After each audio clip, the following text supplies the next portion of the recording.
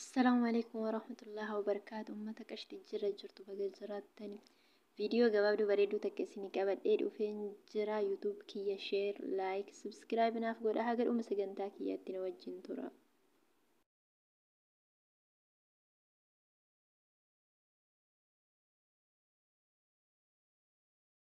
فوان أجائبا ويكابد سيني دفاجرة أيجا deebi'ee dhufee jira. Uummata qaalii jira jirtu meeqa minigaa fayyaa keessanii bakka jiraattan meeqam jirtu warri akka daddaba jiruun kun olii gadi daa'isu warri akka kiyya galaana jiruu kana daakaa jirtan meeqam jirtu bakka jiraattan daaka galaana jiruu kana amshiroo abdiin kutatina abdiin kutannu inshaallah bakka yaaneen umageenna kutannoon kaanan murannoon kaanan hindalayna jennee keessa keenya amansiifnee kaana inuma dalayin hindandeenya jennee keessa keenya amansiifnee kaana inuma dandeenya wanni hin danda'amne tokko illee hin jiru murannoon kaanan jechuudha. Abdii kutachuu baannan inuma dandeenya inshaallah. Wanti nurraa eeggamu immoo karoorfachuudha, abdii murachuu dhabuudha, keessa keenya waan hin dalayna jenneetiin itti karoorfanne san irratti bas abdii murachuu dhabuudha. Jireenya tun akkuma beekamu bu'aa bayii qabdi. Kufulleen ni jira, tarulleen ni jira. Kufaatiin nu mudatu jireenya kana keessatti kufaatiin nu mudatu sababa nuu ta'a jechuudha. Kufaatiin nu mudatu jireenya keenya keessatti sababa nuuf ta'a. Sababa milkaa'inni keenya nuuf ta'a. Kufaatiin sababa milkaa'innaati. Takka yoo kufte takkittiin sun sababa kufaatii kee isa xumuraati miti. Daandii isa milkaa'innaatti ta'a malee. Takka kuftee abdii kutachuu hin qabdu. Waan irratti kufte san waan irratti mokkoramte san ubsitee irratti cimtee irratti dalaguu qabda. Milkaa'inni keenyaaf wanti nurraa eeggamu murannoo guutuun hojjechuudha. Hojjechuudha, kaanii hojjechuudha, abdii murachuu dhabuudha. Milkaa'inni keenyaaf, guddinni keenyaaf aarsaa nurraa barbaachisu hunda kafaluu qabna. Abdii murachuun tasuma nurraan eeggamu jechuudha. Milkaa'inni keenyaaf jireenya keenya jijjiiruuf namoota milkaan hordofuudha, isaan laaluudha, seenaa isaanii qoratuudha. Takka yoo milkoofte immoo lammatan kufuu miti. Takka milkaa'uun numa jira, deddeebi'anii milkaa'uunis numa jira, kufaatiinis numa jira.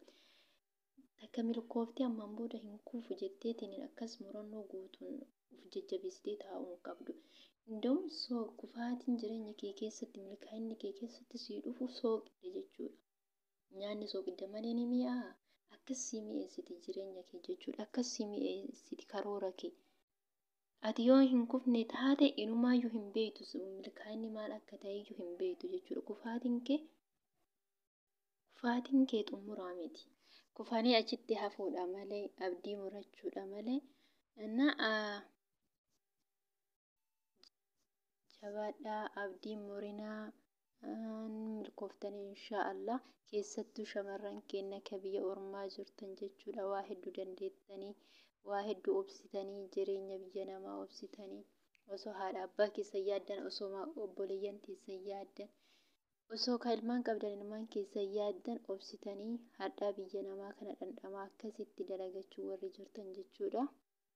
Akkasuma gochaa fi jechoota arabdoota obsitanii osoo maqaa qabnu maqaa biraan baasanii kaddaama shaqaalaa nuun jedhanii kaddaama masanuyyuu wayya xiqqoo shaqaalaa nuun jedhanii maqaa keenya jijjiiranii itti ulfaata akka gaaraa maqaa keenya nu waamuun isaanitti. Intarra inshaallah jala kanas numa darba.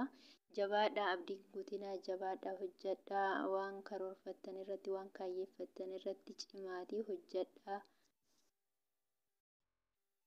Gochaa fi jechi jaraa abdii isin hin kutachiisinii, gochaa fi jechi namaa abdii isin hin kutachiisinii. Ka arabdoota caalaa maqaa hedduu nu baasanii obboleeyyan ummaan teennaa warrummaan afaan keenya dubbatu ijoolleen dhiiraa keessattuu shamarran biyya arabaa nuun jedhan obboleessa shamarran biyya arabaa warqiidha, wallahi warqiidha.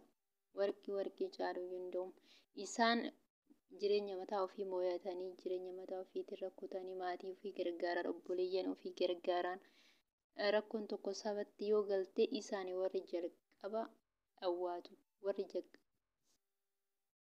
warri waamicha saniif jalqaba na'am jedhu isaanii jechuudha. Hundi kennayyuu ni beekna warri jalqaba harka hiixatus jara jechuudha. Shamarran biyya Arabaa gochaa fi jecha isaan ittiin ibsu hin jiru jechuudha. Isaan gootota, hayyoota, beektoota, obsa qabaattoota jechuudha. Atiis shamarran biyya Arabaa argatte jechuun dhugaa rabbii milkaa'aadha. Namni shamarran biyya Arabaa fuudhe dhugaa rabbii ati carra qabeessa. Jaraayyuu argatte taanaan immoo ati carra qabeessa.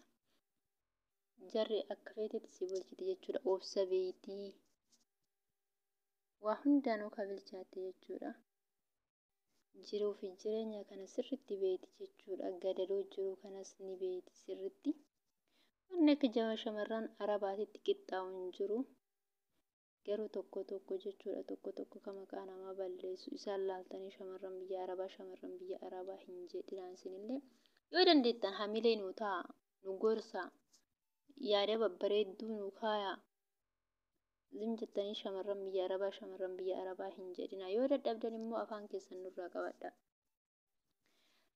Akkasii obboleeyyan tiyyaa hedduu takka galatoomaa ulfaadhaa warri maatii kiyya taatanii jalqabarraa qabdanii haga ammaa na wajjin turtan hedduu takka galatoomaa hedduu takka ulfaadhaa rabbiin gaditti isintu asin nagee na jajjabeessee hamilee naa ta'e.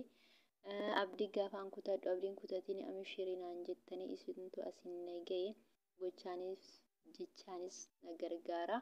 Warri maatii kiyya taatan hundi keessanuu hedduu takka galatoomaa ulfaadhaa isiniin jedha kabajamaa. Warri maatii kiyya hin ta'in immoo asuma maatii kiyya naa ta'a. Sheer laayik naaf godhaa. Natti dabalamaa maatii kiyya ta'a isiniin jedha. Akkasuma ana qofaa miti warroota yuutuubii qaban hundaa akkasuma warra banachuuf fedhii qaban hayyuu gargaaraa jajjabeessaa hamilee ta'aa fi jabaadhaa shamarran teenya keessattuu shamarran biyya ormaa jirtan waan itti karoorfattanii itti seentan abdiirraan kutatina jabaadhaa inshaallah galmaan geettanii galmaan gaa abdii isin kutachiisin gochaa fi jechoonni namaa jireenyi biyya namaa tuni cimaatii irratti dalagaa isiniin jedha. Akkasuma wal haa gargaaruu haa amala godhannu waan dandeenyeen wal haa jajjabeessinuu. Yuutuubaroonni gurguddoolleen nu jajjabeessaa hamilee nu ta'a nuti isin ga'e isinillee rabbii wajjin yaada bareeda isinii barreessaa koomentii isinii barreessaa viidiyoo keessan isinii daawwataa nuti isin ga'e. Isinillee nun taffatinaa sheer nuuf godhaa laayik nuuf godhaa koomentillee nu barreessaa hoomuu isinirraan badanii akkas isinin jedha uummata qashtii amma irra deebi'ee hedduu takka galatoomaa isinin jedha warri maatii kiyya taatan ilma namaati ani gochaa fi jecha kiyya keessatti yookaan isinitti balleessu taate yoo waan taane ka dubbadhu taate dhiifama naa godhaa isinin jedha. Rabbiin badii keessan hunda isiniif haa dhiisu inshaallah ani ilma namaati dogongoraadha. Yaani jechaa fi gocha kee keessatti yoo wanni balleessu jiraate dhiifamaa isiniin jedha. Akkasuma obboleeyyan tiyya homa gaggaarii irratti dalagan obboleeyyan keessattuu shamarran teenna akkasuma dhiirrillee uumamaan boruuf har'aaf illee nu fayyadu waan babbareedaa irratti dalaganna inshaallah. Homa babbareeda gadi dhiifadhaa homa akiraa kennaafis ta'uu homa namaa fi rabbiin duratti illee nun saalfachiifne gadi dhiifadhaa isiniin jedha. Maaliif jennaan namni homa facaafate haamata waan ta'eef waan babbareeda yoo gadhiiftan osoo akka carraa ta'ee isin haaluma ta'een onlaayinii kana kabaddan taate waan san sheer isinii godha namnillee yoo keerii taate keerima yoo sharris taate sharrima.